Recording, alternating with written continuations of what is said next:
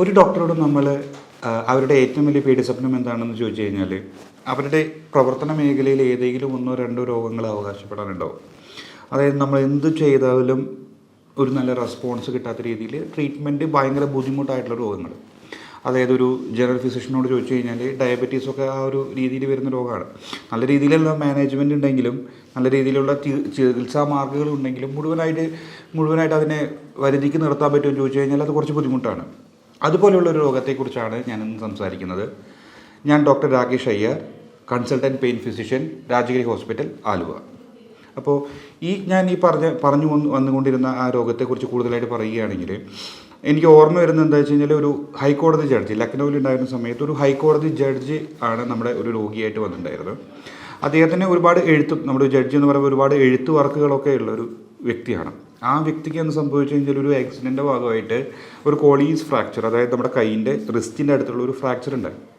ആ ഫ്രാക്ചർ ഉണ്ടായത് ഭാഗമായിട്ട് ഫ്രാക്ചർ നടന്നു, അത് സ്ലാബൊക്കെ ഇട്ടു, ചെറിയൊരു മൈനർ കേവാരിങ് പോലുള്ള പ്രൊസീജിയറൊക്കെ ചെയ്തു, അത് മാറി. പക്ഷേ ആ ആ ഹീലിംഗ് ഒക്കെ കഴിഞ്ഞിട്ടും ആ വേദന അതേ അളവിൽ തന്നെ കുറച്ച് നാൾ നിന്നപ്പോൾ ഉള്ള ഓർത്തോപെഡീഷ്യൻസിൻ്റെ അടുത്ത് നമ്മൾ അദ്ദേഹം ട്രീറ്റ്മെൻറ്റൊക്കെ ചെയ്തു, കുറച്ച് ഫിസിയോതെറാപ്പിയൊക്കെ കണ്ടിന്യൂ ചെയ്ത് കഴിഞ്ഞാൽ ആ വേദന മാറുമെന്ന് പറഞ്ഞു. പിന്നീട് അത് മെല്ലെ മെല്ലെ സ്വെല്ലിംഗ് ആയി മാറി, കുറച്ച് ടെമ്പറേച്ചർ ചേഞ്ചസ്, മറ്റ് കൈയിനോട് ബന്ധിച്ച് നോക്കുമ്പോൾ ഒരു ഇൻഫെക്ഷൻ പോലെയുള്ള ഫീച്ചേഴ്സൊക്കെ മറ്റ് കയ്യിൽ കണ്ടു തുടങ്ങി. അതുപോലെ തന്നെ കുറച്ച് നാൾ കഴിഞ്ഞപ്പോൾ ആ മൂവ്മെൻറ്റൊക്കെ ഭയങ്കര ബുദ്ധിമുട്ടായി, ഭയങ്കര ശക്തമായിട്ടുള്ള വേദനയിലേക്ക് ആ രോഗി അദ്ദേഹം പോകുന്ന ഒരു സിറ്റുവേഷൻ ഉണ്ടായി. പിന്നീട് ഫിസിയോതെറാപ്പി പോലും ചെയ്യാൻ പറ്റാത്ത അവസ്ഥയിലെത്തി. അപ്പോൾ ഈ ഒരു അവസ്ഥയാണ് CRPS എന്ന് പറയുന്ന അവസ്ഥ, കോംപ്ലക്സ് റീജിയണൽ പെയിൻ സിൻഡ്രോം എന്ന് പറയുന്ന അവസ്ഥ. രണ്ട് തരത്തിലുണ്ട്. രണ്ട് തരത്തിൽ അതിൻ്റെ ട്രീറ്റ്മെൻറ്റും ബാക്കിയുള്ള കാര്യങ്ങളൊന്നും ഡിവൈഡ് ചെയ്യുന്നതിൽ വ്യത്യസ്തപ്പെടുന്നില്ല. ഒന്ന് എന്ന് പറഞ്ഞു കഴിഞ്ഞാൽ ഇഞ്ചുറീസ് ഒന്നുമില്ല, രണ്ട് എന്ന് പറഞ്ഞു കഴിഞ്ഞാൽ നെർവ് ഇഞ്ചുറീസ് ഒന്നുമില്ല, രണ്ട് എന്ന് പറഞ്ഞാൽ ഏതെങ്കിലും ഒരു പെർട്ടിക്കുലർ ആയിട്ടുള്ള ഒരു നെർവിൻ്റെ ഇഞ്ചുറി ഉണ്ടെങ്കിൽ നമ്മൾ അതിനെ CRPS 2 എന്ന് പറയും. ചിലർ പറയും CRPS 2 ആണ് നെർവ് ഇഞ്ചുറി ഉള്ളത് കൊണ്ട് അതാണ് ഏറ്റവും ശക്തമായിട്ടുള്ളതെന്ന് പറയുമെങ്കിലും രണ്ടും ഏകദേശം ഒരുപോലൊക്കെ തന്നെയാണ് പ്രസൻറ്റേഷനും മാനേജ്മെൻറ്റും ഒക്കെ. അപ്പോൾ കൂടുതലായിട്ട് കാണുന്നത് വെച്ച് കഴിഞ്ഞാൽ ഒരു ആക്സിഡൻറ്റൊക്കെ സംഭവിച്ച് ഒരു ഇഞ്ചുറിയൊക്കെ സംഭവിച്ചതിന് ശേഷം, അല്ലെങ്കിൽ ഒരു ഗ്ലാസ് കട്ട് ഇഞ്ചുറി ഒക്കെ സംഭവിച്ചതിന് ശേഷം ആ വേദന അങ്ങനെ തുടങ്ങി.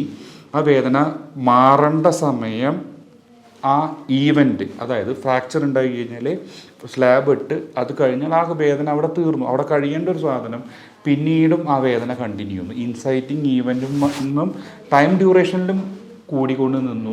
അതുപോലെ തന്നെ ആ ഉണ്ടാവുന്ന വേദന എത്രമാത്രമാണോ വേദന ഉണ്ടാവേണ്ടത് അതിൻ്റെ 2-3 തവണ അദ്ദേഹത്തിന് ആ വേദന ഉണ്ടായി, സ്വെല്ലിങ് ഉണ്ടായി, ടെമ്പറേച്ചർ ചേഞ്ച് ഉണ്ടായി, അവിടുത്തെ സ്കിന്നിലെ ചേഞ്ചസ്, സ്കിൻ മുഴുവൻ സ്കെയിലിങ് ചെയ്യാൻ തുടങ്ങി. അതുപോലെ തന്നെ അവിടുന്ന് രോമങ്ങളൊക്കെ പോകാൻ വേണ്ടി തുടങ്ങി. അപ്പോൾ ഇങ്ങനൊരു അവസ്ഥയിൽ നമ്മൾ പലപ്പോഴും രോഗികളെ ഓർത്തോപെഡീഷ്യൻസിൻ്റെ അടുത്തു നിന്നും ഒക്കെ നമുക്ക് ധാരാളം റെഫറലുകൾ നമുക്ക് കിട്ടാറുണ്ട്. ഈ ഒരു രോഗമെന്ന് പറഞ്ഞു കഴിഞ്ഞാൽ ആ ഫ്രാക്ചർ എന്ന് പറയുന്ന അസുഖം അവിടെ നിന്ന് മാറി. അതിനുശേഷം അവിടെ ഒരു സിമ്പത്തറ്റിക് ഓവർ ആക്ടിവിറ്റി, അതായത് നമ്മുടെ ശരീരത്തിലൊരു സിമ്പത്തറ്റിക് നെർവ് സിസ്റ്റം എന്ന് പറഞ്ഞിട്ടുള്ളൊരു നെർവ് സിസ്റ്റമുണ്ട്. നമ്മുടെ ആന്തരിക പ്രവർത്തനങ്ങളെയൊക്കെ കൺട്രോൾ ചെയ്യപ്പെടുന്ന ഒരു നെർവ് സിസ്റ്റം. അപ്പോൾ ആ നെർവ് സിസ്റ്റത്തിൻ്റെ ഓവർ ആക്ടിവിറ്റി മൂലം, അധികമായിട്ടുള്ള പ്രവർത്തനം മൂലമാണ് എന്ന് കരുതപ്പെടുന്നു. അതല്ല, നമ്മുടെ ബ്രെയിനിലും സുഷുമ്ന നാഡിയിലുള്ള ആന്തരിക പ്രവർത്തനങ്ങൾ, രാസപ്രവർത്തനങ്ങളുടെ മോഡുലേഷനാണെന്ന് അവകാശപ്പെടുന്നു.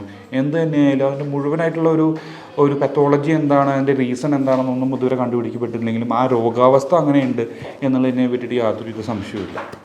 അപ്പോൾ അതൊരു നൈറ്റ് മെയറാണ്, അതല്ലെങ്കിൽ അത് ട്രീറ്റ്മെൻറ്റ് ചെയ്യാനുള്ള ഒരു ബുദ്ധിമുട്ടുള്ളൊരു അവസ്ഥയാണെന്ന് പറയാൻ കാരണം എന്താ വെച്ച് കഴിഞ്ഞാൽ ഇതുവരെ അതിന് വെൽ ഡോക്യുമെൻറ്റഡ് ആയിട്ടുള്ള ഇന്നത് ചെയ്താൽ അതിന് മാറും എന്നുള്ള രീതിയിലുള്ള ഒരു തരത്തിലുള്ള ചികിത്സാ രീതികളും അതിലില്ല. നമുക്ക് മെഡിക്കേഷൻസ് ഉണ്ടോ എന്ന് ചോദിച്ചു കഴിഞ്ഞാൽ ഇപ്പോൾ ഒരുപാട് നല്ല എവിഡൻസസ് ഉള്ള പ്രിഗാബാലിൻ പോലെയുള്ള ആൻറ്റി ന്യൂറോപ്പത്തിക് മെഡിക്കേഷൻസ് നമുക്കതിന് അവൈലബിൾ ആണ്. ഡ്ലോക്സിറ്റിൻ പോലെയുള്ള മെഡിക്കേഷൻസ് അവൈലബിൾ ആണ്. അതൊക്കെ ചെയ്യുന്നതിലൂടെ രോഗിയുടെ വേദന കുറച്ച് എമൗണ്ട് കുറയ്ക്കാൻ വേണ്ടി സാധിക്കും. ആ നെർവസ് ആക്ടിവിറ്റി കുറയുന്നത് മൂലം പേഷ്യൻ്റെ വേദന കുറച്ച് കുറയാൻ വേണ്ടി ശ്രമിക്കും. നമ്മുടെ ലക്ഷ്യമെന്ന് പറഞ്ഞു കഴിഞ്ഞാൽ നമ്മൾ മുമ്പത്തെ വീഡിയോകളിൽ പറഞ്ഞതുപോലെ തന്നെ ആ വേദന മാത്രം വരുന്ന ആ അവയവത്തിൽ നിന്ന് നോർമൽ ആക്ടിവിറ്റീസിൻ്റെ ഇമ്പൾസസ് ജനറേറ്റ് ചെയ്യുക. അതിനുവേണ്ടി പതുക്കെ ഗ്രേഡഡ് ആയിട്ട് മിറർ തെറാപ്പി, അത് കഴിഞ്ഞ് ചെറിയ ഒക്യുപ്പേഷണൽ തെറാപ്പി, പിന്നീട് ഫുള്ളി ഗ്രേഡഡ് എക്സസൈസസ്, അങ്ങനെ ഗ്രേഡ് ചെയ്ത് എക്സസൈസ് സ്റ്റാർട്ട് ചെയ്ത് ആ CRPS ബാധിച്ച ആ അവയവത്തെ, ആ ശരീരഭാഗത്തെ നോർമൽ ആക്ടിവിറ്റിയിലേക്ക് തിരിച്ചു കൊണ്ടുവരിക. ആ തിരിച്ചു കൊണ്ടുവരാൻ വേണ്ടിയിട്ട് ശ്രമിക്കുന്നതാണ് CRPSൻ്റെ മുഴുവനായിട്ടുള്ള നല്ല ട്രീറ്റ്മെൻറ്റ് എന്ന് പറയുന്നത്. അപ്പോൾ നമുക്കൊരു നല്ലൊരു ഫിസിയോതെറാപ്പിസ്റ്റിൻ്റെ സഹായത്തോടു കൂടി നമുക്ക് ആ ട്രീറ്റ്മെൻറ്റ് സ്റ്റാർട്ട് ചെയ്യാൻ പറ്റും. പക്ഷേ അവിടുത്തെ അത് ട്രീറ്റ് ചെയ്യാനുള്ള ഒരു ബുദ്ധിമുട്ട് എന്ന് പറഞ്ഞു കഴിഞ്ഞാൽ ആ ഫിസിയോതെറാപ്പി സ്റ്റാർട്ട് ചെയ്യുമ്പോൾ അതിൻ്റെ പ്രൊപ്പോഷണലായിട്ട് അതിൻ്റെ തുടർച്ചയായിട്ട് ആ വേദന ഇൻക്രീസ് ചെയ്യും. അപ്പോൾ പേഷ്യൻ്റ് അതവിടെ നിർത്തും. അപ്പോൾ വീണ്ടും റബ്ബർ ബാൻഡ് വലിച്ചു വിടുന്ന പോലെ പഴയ അവസ്ഥയിലേക്ക് ആ രോഗി ആ വേദനയുള്ള അവസ്ഥയിലേക്ക് വീണ്ടും തിരിച്ചെത്തുന്നു. അങ്ങനെ നമുക്ക് ആ ട്രീറ്റ് ചെയ്യാൻ പറ്റാത്ത രീതിയിൽ ആ പേഷ്യൻ്റ് നെഗ്ലക്റ്റഡ് ആയിട്ട് മുന്നോട്ട് പോവുകയാണ് ചെയ്യുന്നുണ്ടായിരുന്നത്. അപ്പോൾ നമുക്ക് ഈ പറയുന്ന ഈ മെഡിക്കേഷൻസ് അവൈലബിൾ ആണ്, കുറേ അധികം മെഡിക്കേഷൻസ് അവൈലബിൾ ആണ്, ഫിസിയോതെറാപ്പി അവൈലബിൾ ആണ്.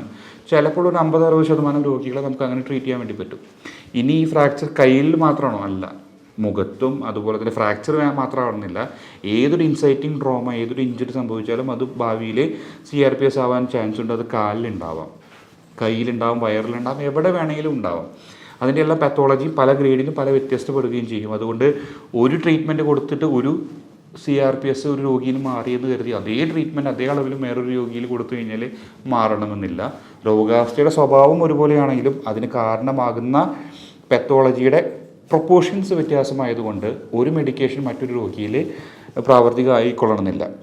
അപ്പോൾ നമുക്ക് ഒരുപാട് ഇൻ്റർവെൻഷണൽ മെത്തേഡ്സും നമുക്ക് ചെയ്യണം. അതായത് അൾട്രാസൗണ്ട് ഗൈഡഡ് അല്ലെങ്കിൽ എക്സ്റേ ഗൈഡഡ് ആയിട്ടുള്ള കുറച്ച് ഇൻ്റർവെൻഷണൽ തെറാപ്പീസും നമുക്കിതിൻ്റെ ഭാഗമായിട്ട് അവൈലബിൾ ആയിട്ടുണ്ട്. അപ്പോൾ കയ്യിലേക്കാണെങ്കിൽ നമ്മുടെ കഴുത്തിലുള്ള ഒരു സ്റ്റെല്ലേറ്റ് ഗാംഗ്ലിയോൺ എന്ന് പറയുന്ന ഒരു ഗ്രന്ഥിയുണ്ട്, ഒരു നെർവൽ ടിഷ്യൂസ് ഉണ്ട്, ഒരു ഗാംഗ്ലിയോൺ ഉണ്ട്.